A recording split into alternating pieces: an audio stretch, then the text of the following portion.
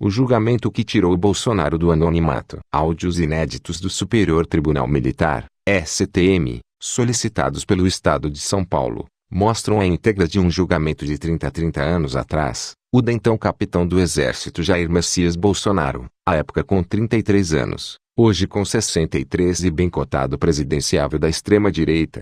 Entre 1987 e 1988, Bolsonaro foi julgado 2 vezes sob acusação de ter tido conduta irregular e praticado atos que afetam a honra pessoal, o pundonor militar e o decoro da classe. Na primeira instância, em janeiro de 1988, foi considerado culpado pela unanimidade dos 3 julgadores, todos oficiais militares. Na última, o STM, em sessão secreta de 16 de junho de 1988, integralmente gravada, Bolsonaro foi considerado não culpado por A9-A4. O julgamento do STM foi a última etapa do longo e momentoso caso de rebeldia militar ocorrido durante a presidência de José Sarney, a primeira depois da ditadura e o desenrolar do segundo ano da Constituinte. O maior derrotado pela absolvição do capitão Bolsonaro foi o general Leônidas Pires Gonçalves, ministro do Exército de Sarney, que avalizara publicamente a decisão da primeira instância, depois reformada.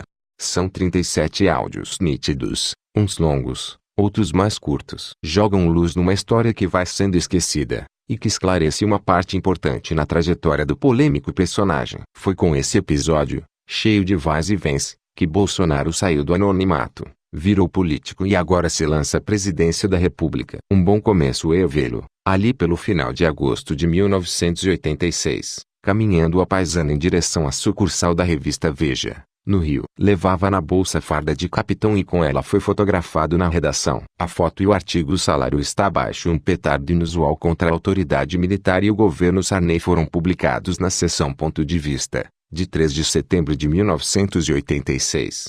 Fruto de uma demorada negociação, obtida por iniciativa de Veja, mas francamente colaborativa por parte do capitão, o artigo precisou de mais de uma ida à redação e de adaptações compatíveis com o estilo da seção. Não era sempre que um oficial do Exército dava cara para bater, com nome, sobrenome, clareza, radicalidade e contundência. O pé do artigo disponível na internet informava que seu autor era capitão do 8º Grupo de Artilharia de Campanha, paraquedista, 31 anos, casado e pai de 3 filhos.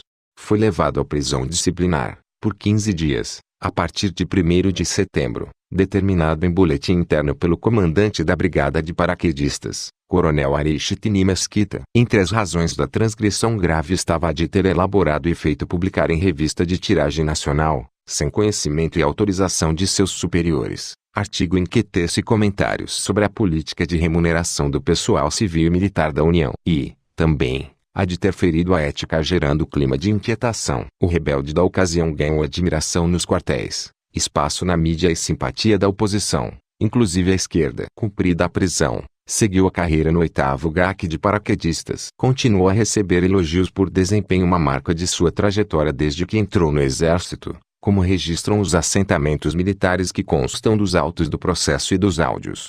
São 3 volumes, com 1.535 páginas, que o Estado de São Paulo consultou com atenção. É no primeiro deles que consta o que aconteceu em fevereiro de 1987, 6 meses depois da prisão, ao sair dos paraquedistas para a Escola Superior de Aperfeiçoamento de Oficiais, ESAO. Bolsonaro recebeu elogios formais por autoconfiança, combatividade, coragem, idealismo, indivíduo de ideias e de juízo, iniciativa e vigor físico.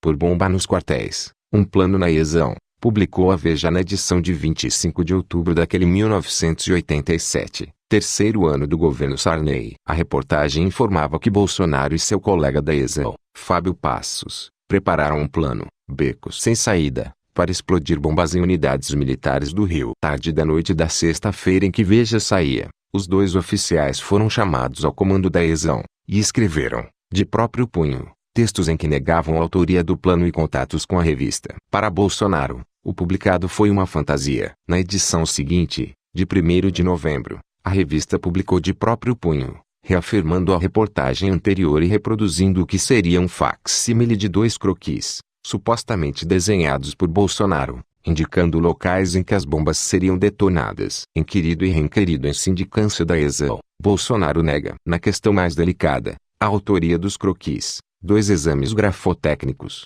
um da Polícia Federal, outro do Exército, foram inconclusivos.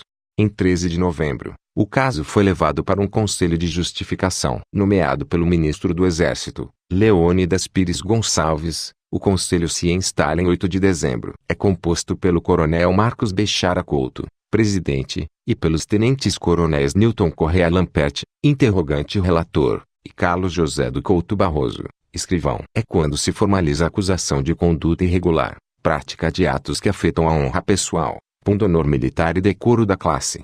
O conselho ouviu Bolsonaro meia dúzia de vezes, além de seus advogados. A negativa foi mantida. Ouviu, ainda, jornalistas e editores da revista Veja, oficiais do Exército vizinhos de Bolsonaro, as esposas de alguns deles, incluindo Rogéria Nantes, mulher do capitão, que recusou-se a falar. Ouviu também generais indicados pela defesa, entre eles o general Newton Cruz, linha dura que Bolsonaro admirava superlativamente. Um novo laudo da Polícia Federal crevou a culpa do acusado. Não restam dúvidas ao ser afirmado que os manuscritos promanaram do punho gráfico do capitão Jair Messias Bolsonaro. Logo depois, a pedido do Conselho, um quarto exame grafotécnico dos peritos do Exército que fizeram o primeiro laudo não acusatório, acrescentou um complemento contrário, afirmando que os caracteres promanaram de um mesmo punho gráfico. 4 exames grafotécnicos, portanto, empatando em 2-2. Em 25 de janeiro, Bolsonaro foi condenado pela unanimidade do Conselho com um libelo duro em que se registra desvio grave de personalidade e uma deformação profissional, falta de coragem moral para sair do Exército e ter mentido ao longo de todo o processo. As informações são do jornal O Estado de São Paulo.